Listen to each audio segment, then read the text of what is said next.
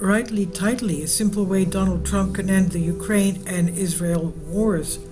Adam Dick, via the Ron Paul Institute, reports. Upon his inauguration as president, Donald Trump will become the leader of the United States executive branch, mired in two major wars via its continuing pumping of money, weapons, and intelligence into the support of Ukraine and Israel governments. Trump has declared his opposition to the continuation of these wars, but how can he end them? The means by which Trump can end the wars is simpler than many Americans think. This means just does not come to mind for many Americans because it's far removed from the course of U.S. presidents have tended to pursue over the last few decades. Tightly, rightly, that's it. Taking the U.S. out of these wars is as simple as turning off a standard outdoor water faucet. President Joe Biden has turned the handle all the way left loosely. Trump should just turn it all the way back, shut off the money flow, shut off the weapons flow, shut off the intelligence flow. And there is no good reason for Trump to take his time about it. He should turn off the flow of aid in all forms properly in his presidency. Doing so would comport with Trump's stated objectives regarding the Ukraine war and the Israel war during his campaign. And since Trump has repeated his promise to end the war in Ukraine in a day, he has also commented on multiple occasions that he wants the Israel war over before he is even sworn in as president. Without U.S. support, Ukraine and Israel lack the means to continue their wars. Deprived of the means to continue fighting in anywhere near the strength they have, both governments will immediately find themselves in a new situation where their best option is to seek peace. And without critical U.S. support, the Ukraine government will negotiate what it will give up in its loss to Russia. Meanwhile, Israel, also deprived of critical U.S. support, will have to pare its ambition in its multi-front war. Their only other option is the fighting on a lost cause. Sober military members would probably put a stop to that. No matter, it was never the cause, lost or otherwise, of America anyway. What about negative political repercussions for Trump from his ending U.S. participation in the wars?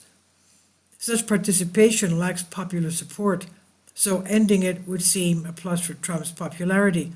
And further, since Trump won the presidential election portraying himself as a peace candidate, even people who dislike his extraction of the U.S. from wars would not be very convincingly complaining of Trump acting inconsistently or hypocritically. Indeed, Trump could proclaim that his action is a promise kept. There's even a political urgency for Trump to turn the faucet handle rightly tightly. If he continues supporting the wars for weeks or worse, months or even years, the wars will become Trump's wars as they have been Biden's wars, and Americans would feel relief when Trump, after significant delay, terminates U.S. involvement, but any effort then to praise him as a man of peace will be met with justified skepticism. There would be blood on its hands. And if President Trump quickly turns off the faucet for the Ukraine war, the defeat of Ukraine will be accelerated. Trump can portray such as the much-needed termination of Biden's deadly folly, reminding Americans, as Trump has over the past couple of years, that the entire conflict would have been avoided had Trump been president. Trump can also claim victory in stopping victims, Ukraine and Russia, something he has pointed out to in his primary objective. So in turning off the war support for the Israeli government, Trump is in a different position, as he has expressed his particular strong support for this government. But Trump, as with the Ukraine war, has also expressed a strong desire for the carnage of this conflict in Israel to end. Trump, when shutting off the faucet, can declare victory for Israel, and he can claim the defeat by Israel of Hamas in Gaza and Hezbollah in Lebanon. He can claim also Israel's elimination of threat posed to it from Syria.